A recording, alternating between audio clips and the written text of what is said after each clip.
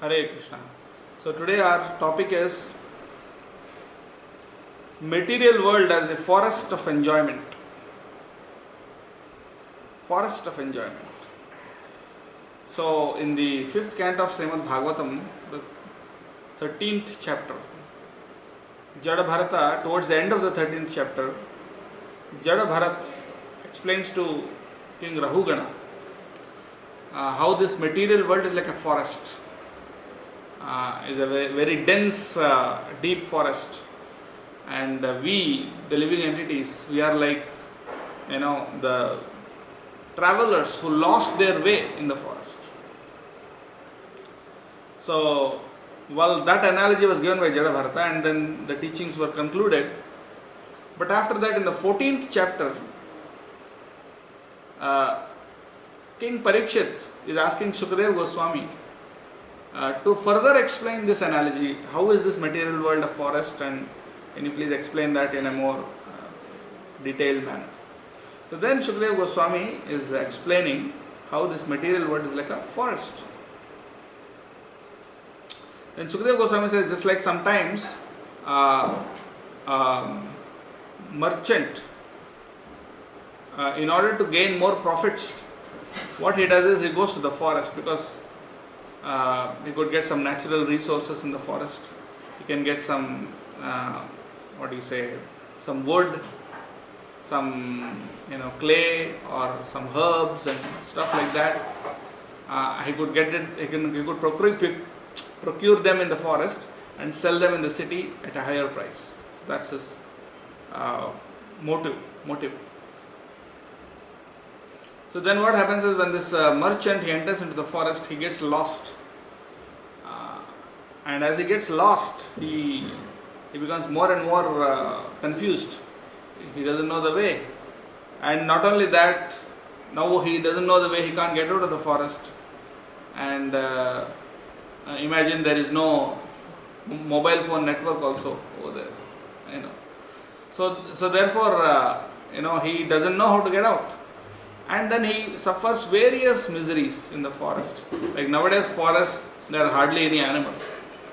But in the ancient days, the forests were full of so many different types of creatures, So he faces various miserable situations in the forest. And Shukadeva Goswami is giving the analogy of how living entities in this material world, they are facing those such situations.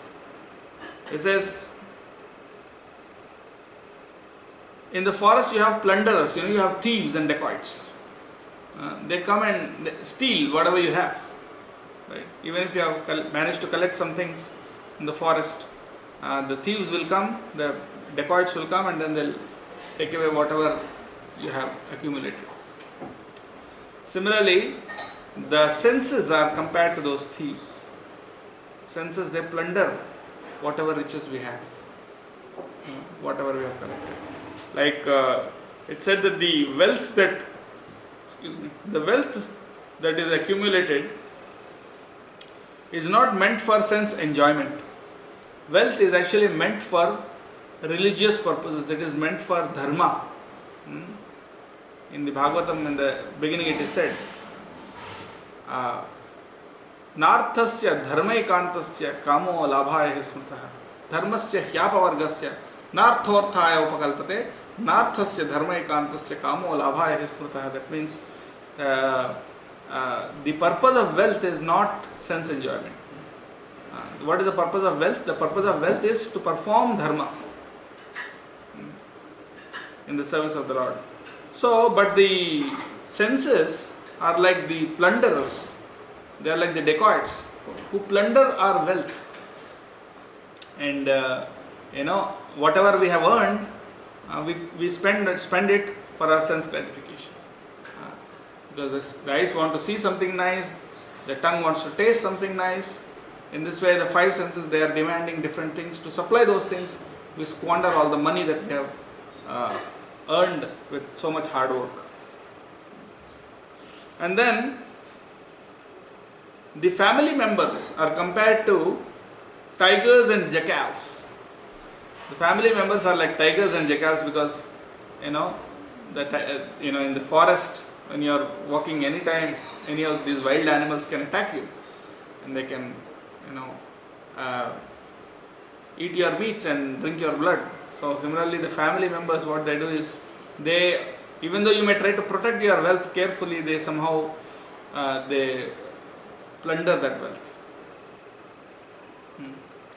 And the sheep, like you say, a herdsman has sheep, but then the tigers and jackals, they actually they kill those sheep and they eat them away.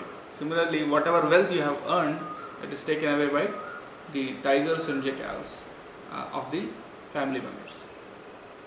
And then he goes on to explain how in a field, the plowman, the farmer, he's very careful when he's doing farming. He removes the weeds, and when he removes the weeds very carefully, however, after some time those weeds come back again, because the roots are still there, their seeds are still somewhere present in the field. So however much you may remove those weeds, they keep growing back again. Similarly, however much religious activities one may do,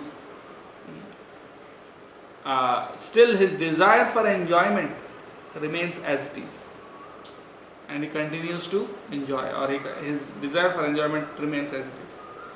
Just like in a jar, if you keep camphor, the smell of the camphor remains as it is, even though the camphor may be removed, but still the jar smells of camphor. Similarly, when you perform religious activities, for some time it may appear that you have become pure, free from lust, but again the desire for enjoyment will come back, because it is deep rooted. And then he says, in the forest there are various types of insects, like gadflies and mosquitoes, gadflies and mosquitoes, and other types of creatures like locusts, then birds of prey and rats. They give trouble to the person in the forest. Similarly, the lust and material activities, lusty activities, fruitive activities, they give lots of troubles. Like you are doing your job, you are doing your work, but again there are so many distractions, and they keep troubling you all the time. Addictions, habits, and all such things. And then he says, in the forest, sometimes when you are wandering, you see that there is this beautiful mansion. It appears like a beautiful mansion. It's just an illusion. It is called Gandharvapura. Gandharvapura means it looks like a beautiful mansion, but it's actually imaginary. It is not real. It's like virtual. It's illusory. So we have experience of that. Like we watch television or movies and serials and all sorts of things, and although probably it didn't indicate at that time about movies, but then this analogy can be actually taken. Just like a deer chases mirage in the desert, or one can see this Gandharvapura, which is imaginary palace. Similarly, we are engaged in so many imaginary sense gratificatory activities. After that we realize that it was just an illusion, it was of no use. Sometimes the living entity is interested in the yellow stool known as gold and runs after it. Gold is compared to yellow stool, and the same thing can be applied to wealth, money.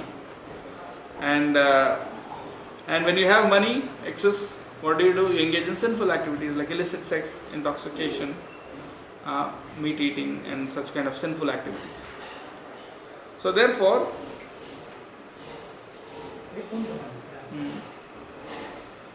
so the wealth is actually creating this kind of opportunities for sinful activities.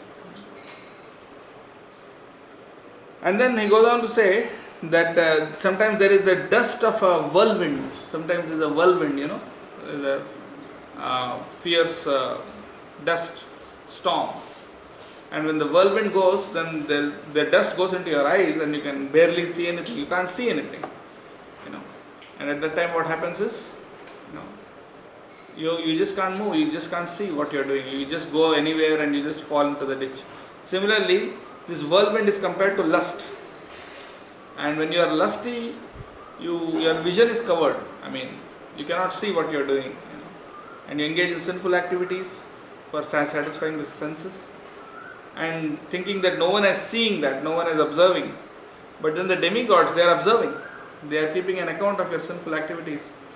And we don't know that we have to suffer in the future, the consequences of those sinful activities. And then he says,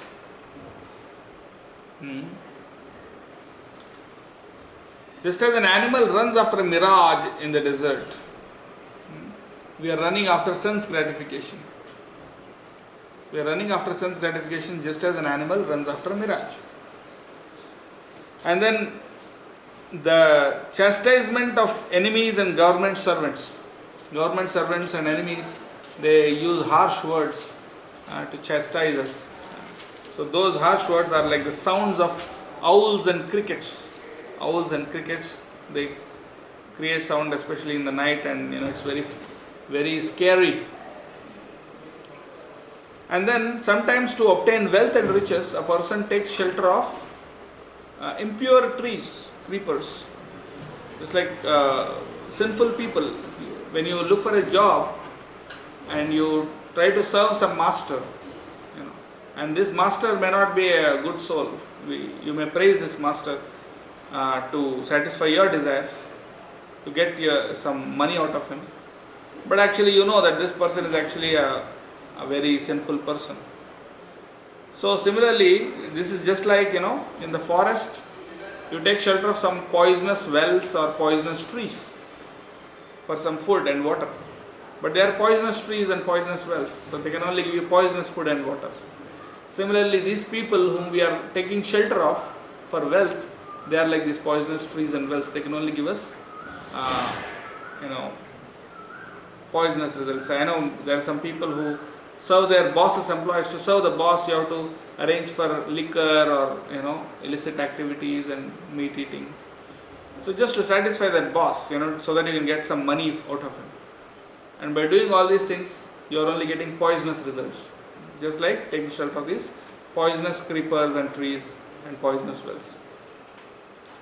And then it goes on to say that sometimes a person, he takes shelter of these swamis, the pseudo swamis and gurus, who actually do not possess any spiritual knowledge and realization.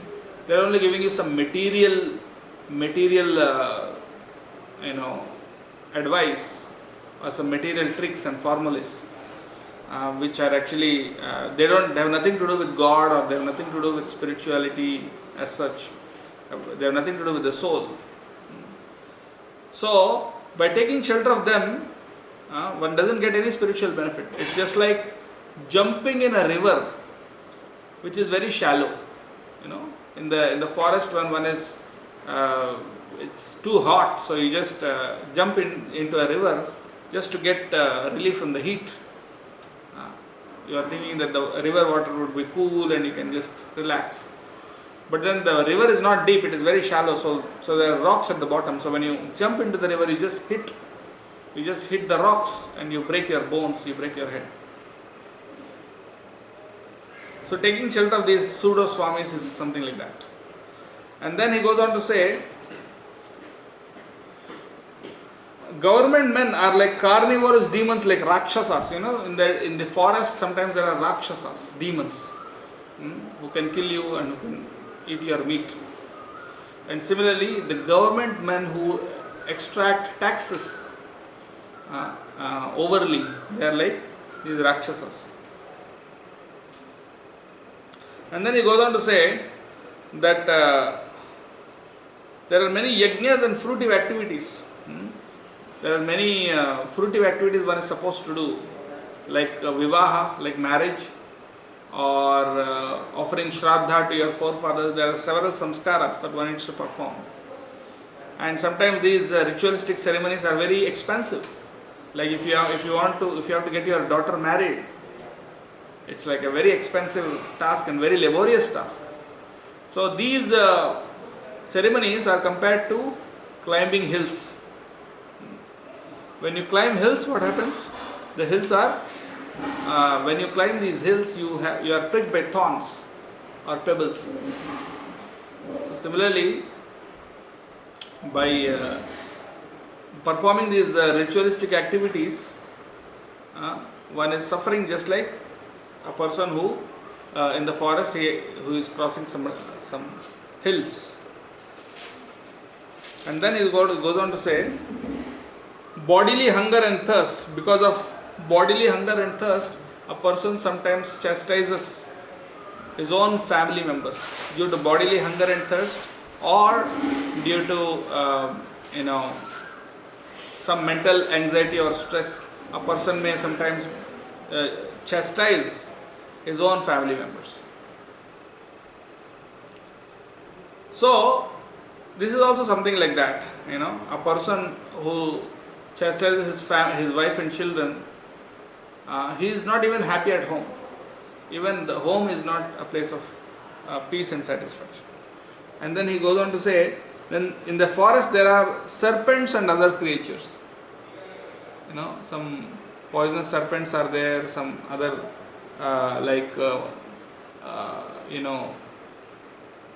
scorpions, crabs, and all sorts of creatures, especially serpents, who are very poisonous. So the envious people who are envious of us, and the enemies, they are considered to be like these serpents. In fact, Chanakya Pandit says that enemies and envious people are even more dangerous than serpents. I say, Sarpa krura khalah krura, sarpat krura tarah khalah, mantraushadhi vasah sarpo khalah kena nivaryate. That means an envious person is more dangerous than a serpent, because a serpent can be controlled by mantras and by medicines, but an envious person, he cannot be controlled. And then he says, so one person is cheating another person. In this material world, it's just a matter of cheaters and cheated. Either you are a cheater or you are being cheated. If you are being cheated by someone, you are cheating another person. And someone who is cheating you, he is being cheated by another person. Here the Bhagavatam explains with an analogy, like a person is cheated by another person called Devadatta. So Devadatta is cheating someone. But Devadatta himself is cheated by another person called Vishnumitra. So in this way, one is cheating the other person. Similarly, but here the main point is that even though you are being cheated or you are cheating someone, the people who are cheating, they also cannot possess the wealth, because they themselves are cheated by other people. And those other cheaters, they also cannot keep the wealth with them, because they are also cheated by other people. So in this way, everyone is cheating someone and everyone is being cheated by someone, but actually the wealth is not with anyone. The wealth remains here, because it is actually the property of the Supreme Lord. And then it goes on to say that a person in this material world, he is actually suffering all the three types of miseries, like the person in the forest who is suffering from all three types of miseries, that namely Adhyatmika Klesha, Adhibhautika Klesha, and Adhidevika Klesha. Adhyatmika Klesha means miseries from body and mind. Adhibhautika Klesha means miseries from other living entities. And Adhidevika Klesha means miseries from natural disasters. So all three types of miseries are inflicted upon this person. And then there are several other difficulties which are faced by persons in this forest of material world. What are they? Happiness, distress, attachment, hate, fear, false prestige, illusion, madness, lamentation, bewilderment, greed, envy, enmity, insult, hunger, thirst, tribulation, disease, birth, old age and death. These are all the types of miseries and tribulations that a person in this forest is actually going through. And a person is attached to his wife or some girl, and that wife or girl to whom one is attached is compared to illusion personified. And in that way, he becomes overly attached to her, and he tries to provide her with all sorts of necessities like a house and clothes and jewelry and all sorts of things. And then, but he himself goes through so much miseries to provide all those things, and he becomes completely lost in this forest. And it is said that while he is engaged in this way, his life duration is going down. I mean, he is approaching death, he is going closer and closer to death. And this death is compared to the wheel of time, or the Sudarshana Chakra of Lord Vishnu. The Sudarshan Chakra of Lord Vishnu is actually, it represents the wheel of time. And no one can escape from that in this material world. So the man-made gods, to get free from this death, people take shelter of what? People take shelter of man-made gods. Who are these man-made gods? Like some demigods, people worship some demigods, or people take shelter of some powerful human beings or some government officials, or they may take shelter of someone in this way. And they are all those people whom this person takes shelter of, though they are compared to vultures, herons and crows. Vultures and herons and crows, these birds. Now, when the lion of death attacks you, death is compared to a lion. When the lion of death attacks you, at that time, these vultures, herons and crows, they cannot save you. They cannot save you from lion, right? So in this way, these demigods and other people, they cannot actually save you from death. So in this way, there are several other such examples. Just as a monkey is jumping from one tree to another, a monkey jumps from one tree to another, and finally it is caught by the hunter, and who puts him in captivity. Similarly, the soul is also changing one body to another. Like we are changing bodies one after the other, right? And finally, the monkey is caught by the hunter. Similarly, the soul is changing bodies in this material world, but finally it is being caught by death.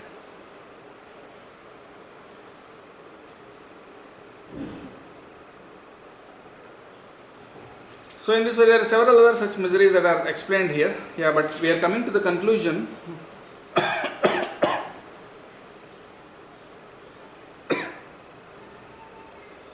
So sometimes, having no money, the conditioned soul does not get sufficient accommodations. Sometimes he doesn't even have a place to sit, nor does he have the other necessities. In other words, he falls into scarcity. At that time, he is unable to secure the necessities by fair means. So then he decides to seize the property of others unfairly. So the point is, in order to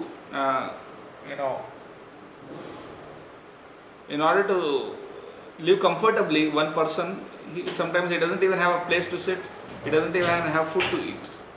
So then he tries to cheat others to fulfill those things. Still he does not get his necessities fulfilled. So the point here is, we may think that no, right now my situation is not so bad, I have sufficient income and I can take care of myself, I have enough money to take care of my needs. But right now we may have enough resources, but in the future, at some point we may face again the situation like this person who has who doesn't have sufficient accommodation, who has no place to sit, and then one will be forced to cheat others, and even after that still his necessities are not fulfilled. So these are all the situations in this material world. So finally he says that the only way to get out of this material miseries, right? The only way to get out of this is By taking shelter of the Supreme Personality of Godhead. By taking shelter of the Supreme Personality of Godhead and by engaging in his devotional service. So therefore the conclusion is that no one can be happy in material life. No one can be happy in material life. This is the essence of this chapter. Therefore one must take to Krishna consciousness. And we should approach the real sadhus who are Krishna conscious, who have their minds and their senses are controlled, and they are constantly engaged in Krishna consciousness and devotional service. You have to approach such real sadhus, and with their help one should seriously practice Krishna consciousness, and that's the only way to get out of this forest of material enjoyment, so-called enjoyment. And then Sukadeva Goswami warns that while doing so, don't go for the path of Karmakanda. Don't go for the heavenly planets. Don't go for Vedic ritualistic activities, because by doing Karmakanda you go to heavenly planet, but again you come back to this earth planet. So you keep going up and down. So that is useless. He says, take to devotional service, pure bhakti, with the association of sadhus, real sadhus. That's the only way to actually get out of this material world. So let us try to take shelter of pure devotees and acharyas like Srila Prabhupada, and in that way engage in devotional service seriously, so that we don't have to again come back to this dangerous and miserable forest of this material world. Thank you very much. Hare Krishna.